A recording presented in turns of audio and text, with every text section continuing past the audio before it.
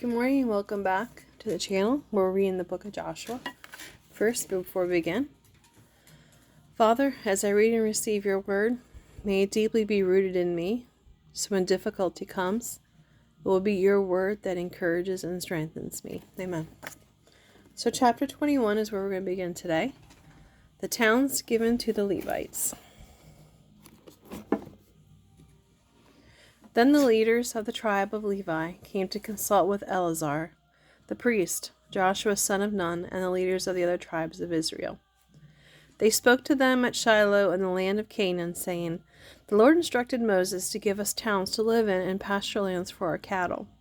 So by the command of the Lord, the Levites were given, as their inheritance the following towns with their pasture lands. The descendants of Aaron, who were members of the Kohathite clan within the tribe of Levi, were given 13 towns that were originally assigned to the tribes of Judah, Simeon, and Benjamin. The other families of the Kohathite clan were allotted 10 towns from the territories of Ephraim, Dan, and half a tribe of Manasseh. The clan of Gershon received 13 towns from the tribes of Issachar, Asher, Naphtali, and the half-tribe of Manasseh and Bashan. The clan of Merari received 12 cities from the tribes of Reuben, Gad, and Zebulun. So the Israelites obeyed the Lord's command to Moses and assigned these towns and pasture lands to the Levites by casting sacred lots. The Israelites gave the following towns from the tribes of Judah and Simeon to the descendants of Aaron, who were members of the Kohathite clan within the tribe of Levi, since the sacred lot fell to them first. Kiriath Arba, that is Hebron, in the hill country of Judah, along with its surrounding pasture lands. Arba was an ancestor of Anak. But the fields beyond the city and the surrounding villages were given to Caleb, son of Jephunneh. The following towns within their pasture lands were given to the descendants of Aaron, the priest: Hebron, a city of refuge for those who accidentally killed someone; Libnah, Jattir, Eshtemoa, Holon, Debir, Ain, Judah, and Bethemish. 9 towns from these 2 tribes. From the tribe of Benjamin, the priests were given the following towns with their surrounding pasture lands: Gibeon, Geba, Anathoth, and Almon. 4 towns. So 13 towns were given to the priests and descendants of Aaron.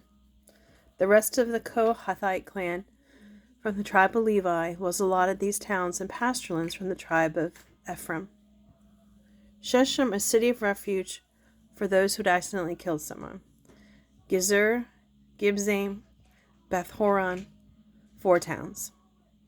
The following towns and pasture lands were allotted to the priests from the tribe of Dan: Elteketh, Gibbethon, Ajalon, and Gath-rimmon, 4 towns. The half-tribe of Manasseh allotted the following towns with their pasture lands to the priests: Tanakh, Gath-rimmon, 2 towns.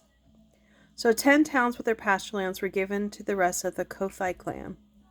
The descendants of Gershon, another clan within the tribe of Levi, received 2 towns with their pasture lands from the half-tribe of Manasseh: Golan and Bashan, a city of refuge, and Besh-turin. From the tribe of Issachar, they received Kishion, Daberath, Jarmuth, and Gammon, 4 towns with their pasture lands.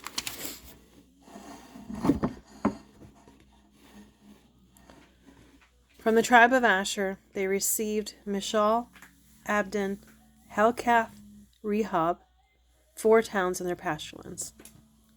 From the tribe of Naphtali, they received Kadesh in Galilee, a city of refuge, Hamath-dor, and Kartan, 3 towns with their pasture lands. So 13 towns and their pasture lands were allotted to the clan of Gershon. The rest of the Levites, the Merari clan, were given to the following town from the tribe of Zebulun: Jokneam, Karta, Dimnah, and Naalah, 4 towns with their pasturelands. From the tribe of Reuben, they received Bezur, Jahaz, Kedemuth,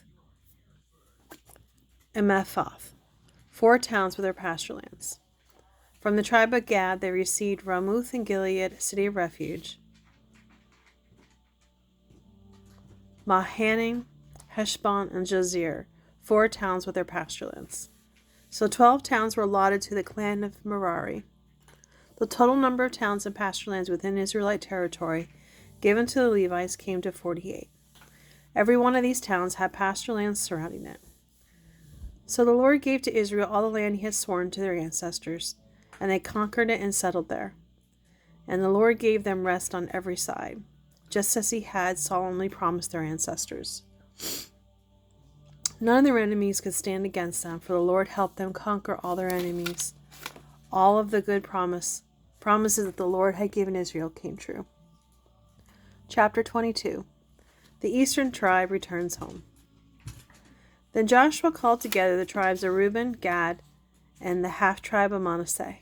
He told them, "You have done as Moses, the servant of the Lord, commanded you, and you have obeyed every order I have given you. You have not deserted the other tribes, even though the campaign has lasted for such a long time.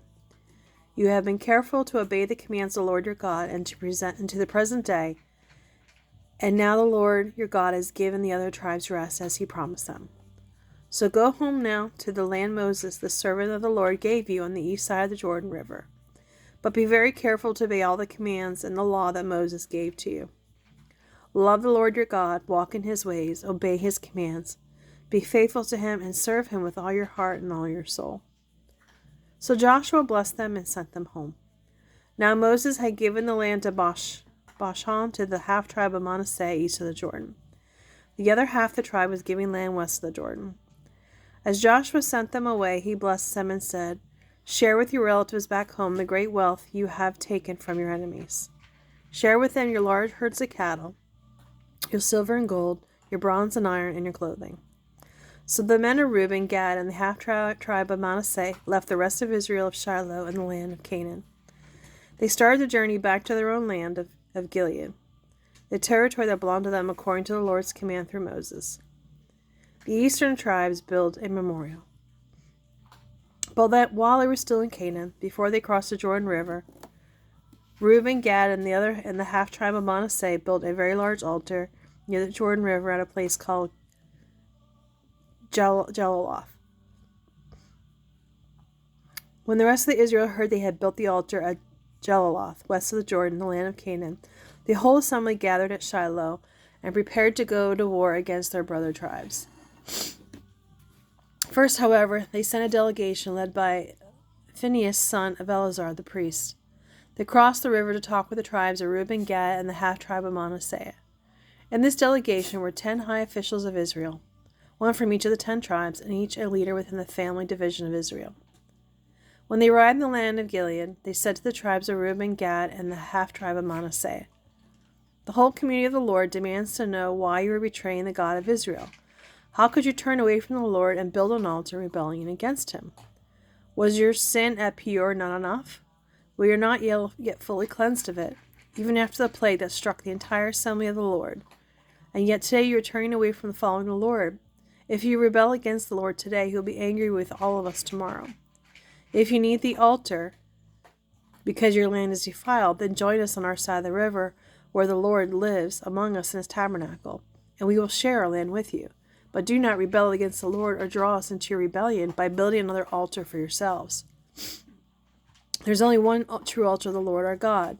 Didn't God punish all of the people of Israel when Achan, the member of the clan Zerah, sinned by stealing things set apart for the Lord?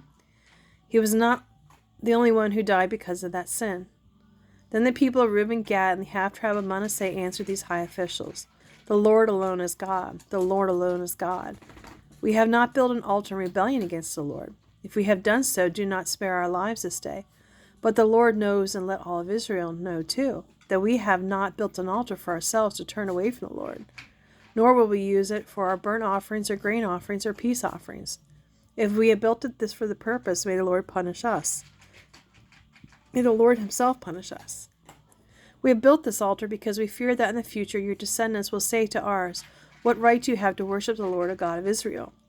The Lord has placed the Jordan River as a barrier between our people and your people. You have no claim to the Lord." So we decided to build the altar, not for burnt sacrifices, but as a memorial. It will remind our descendants that your descendants, that we too have the right to worship the Lord at the sanctuary with our burnt offerings, sacrifices, and peace offerings. Then your descendants will not be able to say to ours, "You have no claim to the Lord." If they say this, our descendants can reply, "Look at this copy of the Lord's altar that our ancestors made. It is not for burnt offerings or sacrifices. It is a reminder of the relationship both of us have with the Lord." Far be it from us to rebel against the Lord or turn away from him by building our own altar for burnt offerings, grain offerings, or sacrifices. Only the altar of the Lord our God that stands in front of the tabernacle may be used for that purpose.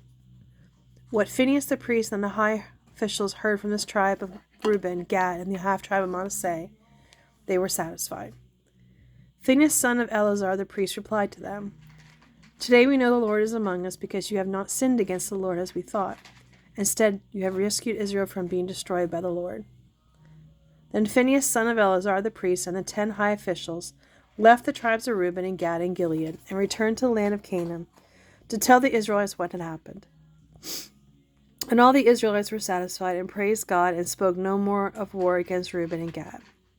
The people of Reuben and Gad named the altar Witness, for they said, "It is a witness between us and them that the Lord is our God too." Well, thank you for joining me today. I will read to you tomorrow, starting with chapter 23. Thank you.